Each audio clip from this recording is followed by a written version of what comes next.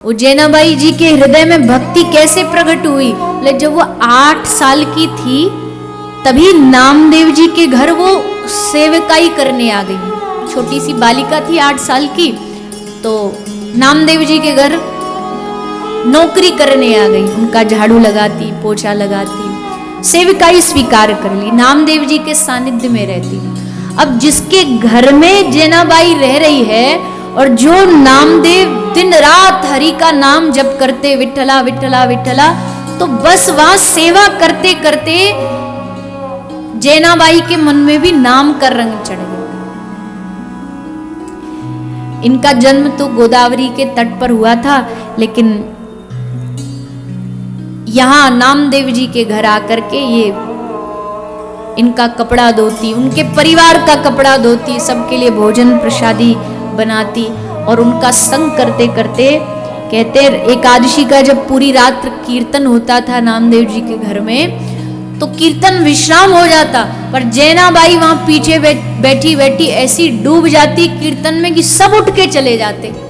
और जब सब उठ के चले जाते, अब पूरी रात डूबी रही कीर्तन में, अब पूरी रात डूबी रही, सुबह हो गई, सब काम करने का समय भी निकलता जा रहा है। अब ठाकुर जी सोच रहे ये तो बावरी डूबी पड़ी है, नामदेव का घर का कार्य रह जाएगा। तो साक्षात श्री ठाकुर जी कितनी बार आए जैनाबाई की सेवा अपने हाथ से करने। ये तो यहाँ बैठी है, चल हम जैना बन के जाके कपड़ा धो लाते हैं गोदावरी में।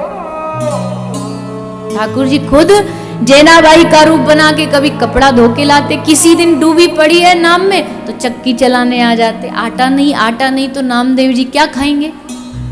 अब दोनों ही भक्त हैं, इनकी भक्ति ठाकुर जी हटा नहीं सकते और नामदेव को भूखा रख नहीं सकते, तो क्या करे? तो भगवान खुद आकर के चक्की चलाते, चक्की चला के, और ऐसे ही नहीं, चक्की चलाते रहते ठाकुर जी और वहां बैठे बैठे जैनाबाई के अभंग सुनते रहते। मराठी में अभंग गाए जाते हैं भगवान के लिए, भजन होते हैं, पद होते हैं, वैसे मराठी में अभंग होते हैं। ठाकुर जी को इतने प्रिय लगते हैं जैना के अभंग कि वो झाड़ू लगाती लगाती आगे आगे अभंग गाती जा रही है और विट्ठल भगवान पीछे पीछे उसके झाड़ू जहां लगा रही पीछे पीछे चलते जा रहे हैं अभंग सुनने के लिए। तो ये जैनाबाई पे रंग चढ़ा कैसे? 8 वर्ष की अवस्था में अगर नामदेव के घर नहीं आती झाड़ू पोछा करने तो शायद ये रंग चढ़ता नहीं, पर ये रंग चढ़ा नामदेव जी की कृपा से। और ऐसा रंग चढ़ा कि खुद कबीरदास जी जैसे महात्मा जैनाबाई के दर्शन करने आए। देखो माफ करना ये शब्द उपयोग करूं, पर सेवा का मतलब एक घर का नौकरी तो हुआ, कोई घर के जो नौकरी कर रहा है उसके दर्शन करने कबीरदास जी आ रहे कि सुना है बड़ी अद्भुत भक्त है भगवान की जैनाबाई।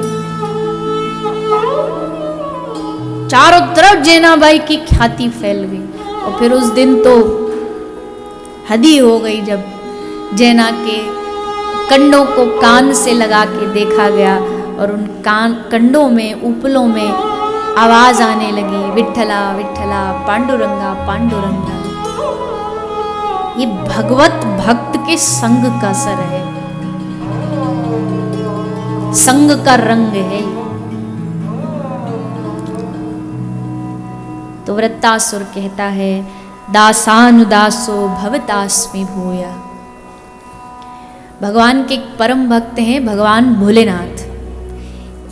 एक स्थान पे वर्णन आता है कि भोलेनाथ जी को किसी ने ये बोल दिया कि आप तो कृष्ण कृपा पात्र हो, आप पर तो भगवान कृष्ण की कृपा है। तो भोलेनाथ जी ने तुरंत रोका, नहीं गलत बोला तुमने, शब्द को ठीक करो। क्या ठीक करो?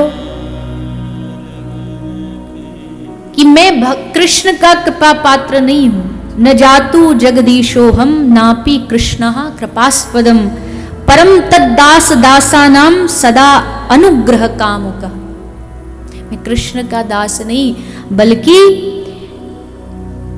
तद्दास दासानाम, कृष्ण की कृपा नहीं मुझ पे उनके दासों की कृपा है। तद्दास दास हूं। तो शंकर जैसा भगवान भोलेनाथ शंभो वो कह रहे हैं कि मुझ पर भगवान के कृष्ण के दासों की कृपा है, उनका अनुग्रह है। तो हम जैसे किस खेत की मूली हैं। अपने बल से कभी भगवान को पाने की कोशिश मत करना कि हम पा लेंगे, नहीं। उनके किसी दास का, प्रेमी का संग करो, भक्त का संग करो, अपने आप मन के सब द्वार खुल जाएंगे। भक्त संग है थोड़ा कठिन, क्योंकि पहली बात तो सच्चा भक्त मिलना कोई आज के युग में मिल जाए तो फिर उसके संग रहते रहते हम उसके दोष देखने लगते, उसकी कमियां देखने लगते।